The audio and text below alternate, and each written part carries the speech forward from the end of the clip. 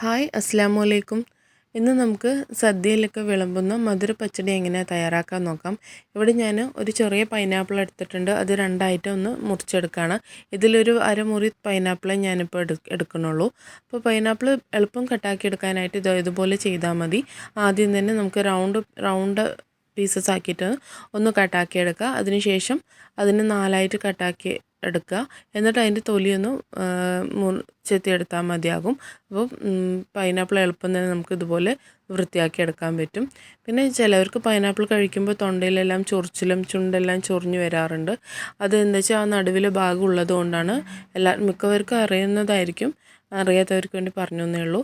അതൊന്ന് കട്ടാക്കി മാറ്റിയ ശേഷം നമുക്ക് ഉണ്ടാക്കിയാൽ ആ ചൊറിച്ചിലുണ്ടാവില്ല കേട്ടോ. അപ്പോൾ ഇതുപോലെ ഒന്ന് കട്ടാക്കിയ ശേഷം ചെറിയ നീളന പീസസ് ആക്കിയിട്ട് കട്ടാക്കി എടുക്കണം. അപ്പോൾ അതുപോലെ എല്ലാ പൈനാപ്പിളും ഞാനിവിടെ കട്ടാക്കി എടുത്ത് വെച്ചിട്ടുണ്ട്. ഇനി നമുക്ക് പച്ചടി തയ്യാറാക്കാം. ഞാനിപ്പോൾ ഒരു പാനിലാണ് ഉണ്ടാക്കണത്. അപ്പോൾ ആദ്യം തന്നെ പാനിലേക്ക് പൈനാപ്പിൾ ചേർത്ത് കൊടുക്കുകയാണ്. ഇപ്പോൾ നമുക്ക് എളുപ്പം തയ്യാറാക്കാനാണെന്നുണ്ടെങ്കിൽ ചെറിയ കുക്കറിലിട്ടിട്ട് ഒരു 2 വിസിൽ വേവിച്ചെടുത്താൽ മതിയാകും. ഇനി ആവശ്യത്തിന് വെള്ളവും പിന്നെ കുറച്ച് മഞ്ഞൾപ്പൊടിയും ഒരു 1/2 ടീസ്പൂണോളം മുളക് പൊടിയും ചേർത്ത് കൊടുത്തിട്ടുണ്ട്. പിന്നെ 1 ടീസ്പൂൺ ഉപ്പും കല്ലുപ്പ് ചേർത്ത് കൊടുത്തിട്ടുണ്ട്. ഇനി ഇതെല്ലാം കൂടി നന്നായിട്ടൊന്ന് മിക്സ് ചെയ്തെടുക്കുക. ഇപ്പോൾ ചിലവർ പച്ചടിയിൽ മുളക് പൊടി യൂസ് ചെയ്യാറില്ല. അങ്ങനെയാണെങ്കിൽ പച്ചമുളക് കൂടുതൽ യൂസ് ചെയ്താൽ മതി. ഇപ്പോൾ ഞാൻ 2 പച്ചമുളക് കീറിയതും കൂടി ഇട്ട് കൊടുത്തിട്ടുണ്ട് കേട്ടോ. അപ്പോൾ ഇത് നന്നായിട്ടൊന്ന് വെന്ത് വരണം. ഇടയ്ക്കൊന്ന് ഇളക്കി കൊടുക്കുക. എന്നിട്ട് അടച്ച് വെച്ചിട്ട് ഒരു 15 മിനിറ്റൊക്കെ വേണ്ടി വരും പൈനാപ്പിളൊന്ന് നന്നായിട്ടൊന്ന് വെന്ത് വരാനായിട്ട്. ആ സമയം നമുക്കിതിൽ അരപ്പ് റെഡിയാക്കാം. പിന്നെ ഒരു അരമുറി തേങ്ങ എടുത്തിട്ടുണ്ട്. അതിലേക്ക് ഒരു പച്ചമുളകും കുറച്ച് ജീരകം കുറച്ച് കടുക് ചേർത്ത് കൊടുക്കുക. ഇപ്പോൾ നിങ്ങൾ മുളക് പൊടി യൂസ് ചെയ്യുന്നില്ല എന്നുണ്ടെങ്കിൽ ഈ പച്ചമുളക് ഒരു 4 എണ്ണമൊക്കെ എടുത്ത് അരയ്ക്കുമ്പോൾ ചേർത്ത് കൊടുക്കുക കേട്ടോ. അപ്പോൾ തേങ്ങ നന്നായിട്ട് തന്നെ നമ്മൾ കറിക്കൊക്കെ അരച്ചെടുക്കണ പോലെ തന്നെ നന്നായിട്ടൊന്ന് അരച്ചെടുത്തിട്ടുണ്ട്. ഇനി നമ്മുടെ പൈനാപ്പിൾ വെന്തോ നോക്കാം. ഇപ്പോൾ ഏകദേശം പൈനാപ്പിളിലെ വെള്ളമെല്ലാം വറ്റി ഒരു വെന്ത് വന്നിട്ടുണ്ട്. എന്നാലും കുറച്ചും കൂടി വേവണം.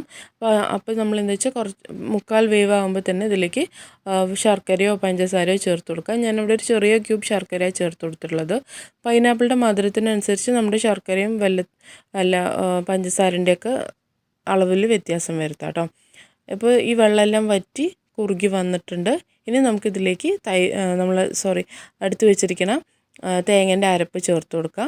തേങ്ങേൻ്റെ അരപ്പ് ചേർത്ത് കൊടുത്തിട്ട് നന്നായിട്ട് ഇത് കുറുക്കിയെടുക്കണം.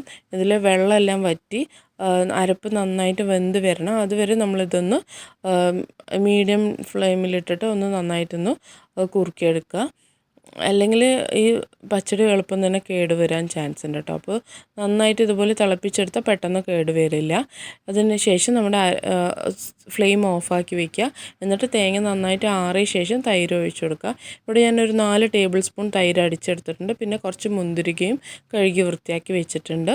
അതിന് നമ്മൾ അടിച്ചു വെച്ചിരിക്കുന്ന തൈര് അധികം പുളിയില്ലാത്ത തൈരാണ്. അപ്പോൾ തൈരിൻ്റെ അളവൊക്കെ തൈരിൻ്റെ പുളിപ്പിനനുസരിച്ച് വ്യത്യാസം വരും കേട്ടോ.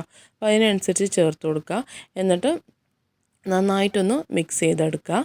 ഇപ്പോൾ കൂടുതൽ പുളിയുള്ള തൈരാണെന്നുണ്ടെങ്കിൽ കുറച്ച് ചേർത്ത് കൊടുക്കുക. അഥവാ അധികം പുളിയില്ലാത്ത തൈരാണെന്ന് വെച്ചാൽ കുറച്ച് കൂടുതൽ ചേർത്ത് കൊടുക്കുക. അത്രയേ ഉള്ളൂ.